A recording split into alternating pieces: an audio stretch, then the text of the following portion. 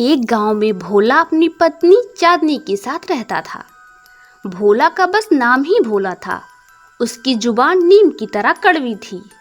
किसी के साथ वह सीधे मुंह बात ही नहीं करता था। एक दिन जब वह अपने घर के दरवाजे पर बैठा था, तभी उसके गांव का दिनेश आकर उससे पूछता है, अरे भोला, आज तुम यहीं बैठे हो?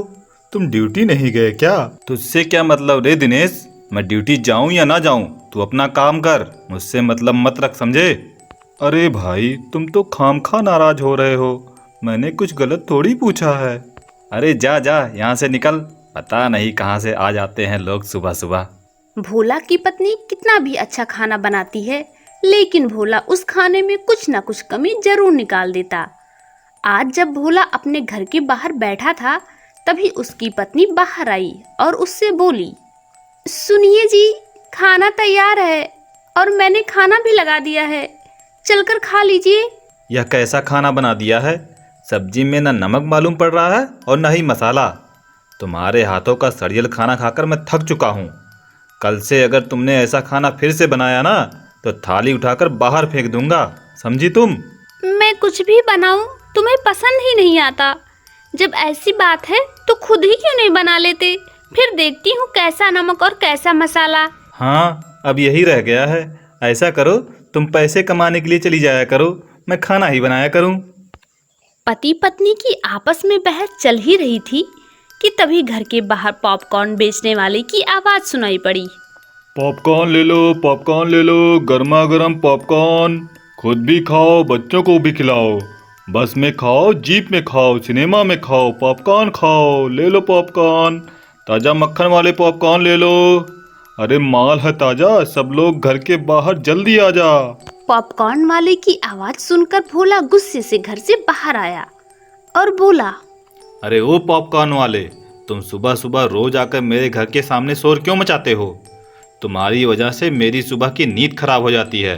तुम कहीं और जाकर पॉपकॉर्न बेचो अपना। भाई साहब, मेरी आवाज़ से जो आपको परेशानी हुई उसके लिए मैं माफ़ी चाहता हूँ, लेकिन मेरी ऐसी कोई मंशा नहीं थी जिससे आपको कष्ट पहुँचे। मैं तो बस अपनी रोजी रोटी के लिए आवाज़ लगाता रहता हूँ। तो रोजी रोटी यहाँ से कहीं दूर जाकर कमाओ, लेकिन मेरे घर के सामने मत चिल्लाया करो। वैसे भी मुझे और मेरे घर में किसी को पॉपकॉर्न बिल्कुल पसंद नहीं। भोला अपनी आदत के अनुसार हमेशा गुस्सा करता था। एक दिन जब वह अपने काम के बाद वापस घर आया तो घर पर चांदनी नहीं थी। भोला उसे आवाज लगाने लगा, चांदनी, वो चांदनी, अरे कहाँ चली गई तुम? तुम्हें इतनी भी अक्ल नहीं कि जब पति थक हार के वापस आए तो उसे पानी पिला दो? अरे कहाँ हो तुम? तुमसे ज़्यादा घटिया औरत तो मैंने आज तक नहीं देखी। भोला गुस्से में अपनी पत्नी को आवाज लगा ही रहा था कि तभी टेबल पर पड़ा एक लेटर जो भोला की पत्नी ने लिखा था उसे दिखाई दिया। भोला वह लेटर उठाकर पढ़ने लगा, मुझे माफ कर देना, मैं तुम्हें कभी खुश नहीं रख पाई। मेरी वजह से तुम्हें और कोई कष्ट ना हो, इसीलिए मैं तुम्हारा घर छोड़कर हमेशा के लिए अपनी माँ के पास जा रही हूँ। हो सके तो मुझे माफ कर देना। अपनी पत्नी के इस तरह से रूठ कर चले जाने से भोला बहुत दुखी हुआ। वह आंखों में आंसू लिए अपने घर के बाहर आकर बैठ गया। तभी वही पॉपकॉर्न वाला वापस लौट रहा था। भोला को दुखी देखकर पॉपकॉर्न वाला बोला, क्या हुआ भाई, इतना दुखी क्यों दिखाई दे रहे हो? मेरी पत्नी मुझे छोड़कर चली गई। मैं हमेशा उसके हर काम में कमियां निकालता था। अब तुम ही बताओ भाई, यह कोई बात हुई? अगर मैं उसकी कमियां ना बताता तो अपने कमियों को कैसे सुधारती? भाई साहब, तुम्हारी कड़वी और नफरत भरी जुबान के कारण ही यह सब हो रहा है। लगता है तुम्हें दुनियादारी का कोई ज्ञान नहीं है। इस जगह हर इंसान मुझे नीचा दिखाने की कोशिश करता है। अगर मैं उनसे कड़क होकर बात ना करूं, तो सब लोग मेरे सर पर बैठकर नाचेंगे। वह सभी लोग मुझ पर अपनी अकड़ दिखाएंगे और मौका पाते ही मेरी बेइज्जती कर देंगे। ऐसा कुछ नहीं होता है भाई। लोग हमें वही देते हैं जो हम उन्हें देते हैं। अगर तुम किसी को प्यार दोगे तो वह भी तुम्हें प्यार देगा। अगर ऐसे ही तुम किसी से नफरत करोगे तो वह भी तुमसे नफरत करेगा। लेकिन मैं यह सब नहीं मानता। अच्छा छोड़ो इन सब बातों को, यह लो पॉपकॉर्न खाओ, तुम्हें भूख लगी होगी। हाँ, मुझे भूख तो लगी है। भोला ने जब पॉपकॉर्न खाकर खत्म कर दिया तब पॉपकॉर्न वाले ने उसे बताया। तुमने जो पॉपकॉर्न अभी खाया है वह कोई आम पॉपकॉर्न नहीं है, यह जादुई पॉपकॉर्न था। अब तुम ना चाहते हुए भी सबसे प्यार से पेश आओगे। नफरत से भरा कोई भी कड़वा शब्द अब तुम्हारी जुबान से नहीं निकल पाएगा। लेकिन हाँ, इसका असर सिर्फ 8 दिनों तक ही रहेगा। नहीं नहीं, तुम मेरे साथ इस तरह की चाल नहीं कर सकते। रुको रुको, मेरी बात तो सुनो। पॉपकॉर्न वाला भोला के बिना कोई बात सुने वहां से निकल गया।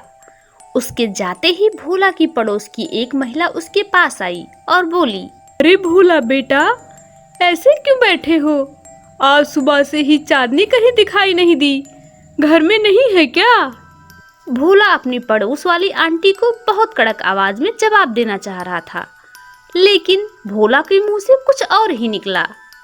नमस्ते आंटी जी, वो क्या है ना, चांदनी बहुत दिनों से अपने मायके नहीं गई थी, इसलिए वह आज अपनी माँ के पास गई है। आप बताइए, आपकी तबीयत कैसी है? मेरी तबीयत तो बहुत अच्छी है बेटा।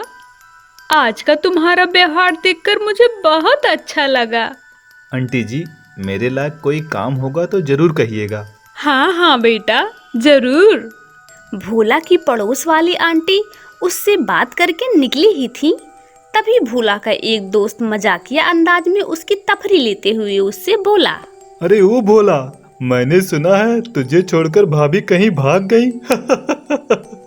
इतना सुनते ही भोला को बहुत तेज गुस्सा आया। वह अपने इस दोस्त पर अपना सारा गुस्सा निकाल देना चाह रहा था, लेकिन फिर से भोला के मुंह से प्यार भरे शब्द ही निकले। चंदन, तेरी भाभी मुझे छोड़कर भागी नहीं। हाँ, थोड़ा अनबन के कारण मुझसे रूठ कर चली गई हैं और मुझसे बहुत प्यार करती हैं और मैं भी उनसे बहुत प्यार करता हूँ। तुम देखना, मैं जल्दी ही अपनी चांदनी को फिर से वापस घर ले आऊँगा। आज इसे क्या हो गया है? आज ये किस तरह की बातें कर रहा है? इतना बुरा बोलने के बाद आज ये भड़क क्यों नहीं रहा है? क्या हुआ चंदन, क्या फुसफुसा रहा है अपने आप में? और बता, तेरे बाल बच्चे कैसे हैं? भोला के गांव के सभी लोग भोला में इस तरह का परिवर्तन देखकर उससे बहुत प्रभावित थे। पहले तो सभी को बहुत अचंभा हुआ, लेकिन फिर भोला के प्यार के बोल ने सभी को भोला का दीवाना बना दिया। दूसरे ही दिन भोला अपनी पत्नी को लेने के लिए अपने ससुराल जा पहुंचा। पहले तो भोला अपनी पत्नी को खूब खरी खोटी सुनाना चाह रहा था, लेकिन फिर वही हुआ, उसके मुंह से कुछ और ही निकला। मुझे माफ़ कर देना चांदनी, मैंने तुमसे कभी प्यार भरे 2 बोल तक नहीं बोले। मैं हमेशा तुम में कमियां ढूंढता रहा। जब मैंने अपने हाथों का बना हुआ बेस्वाद खाना खाया, तब जाकर मुझे पता चला कि तुम कितना अच्छा खाना बनाती थी। अरे, इन्हें क्या हो गया है? इस तरह तो आज तक कभी बात नहीं की। आखिर इन्हें हो क्या गया है? इनमें इतना बदलाव कैसे? भोला लगातार अपनी पत्नी से माफी मांग रहा था। चांदनी, घर का कोई भी काम मुझसे ठीक ढंग से नहीं हो पा रहा है। मेरा वहाँ तुम्हारे बिना अकेले दम घुट रहा है। मुझे माफ़ कर दो और वापस घर चलो। भोला के मुंह से ऐसी प्यार भरी बातें सुनकर चांदनी की आंखें आंसुओं से भर गई। वह खुशी खुशी भोला के साथ वापस घर लौट आई। अब भोला जब गांव में निकला, तब उसे महसूस हुआ कि गांव के सभी लोग उससे प्रेम के भाव से देख रहे हैं और उसे सम्मान दे रहे हैं।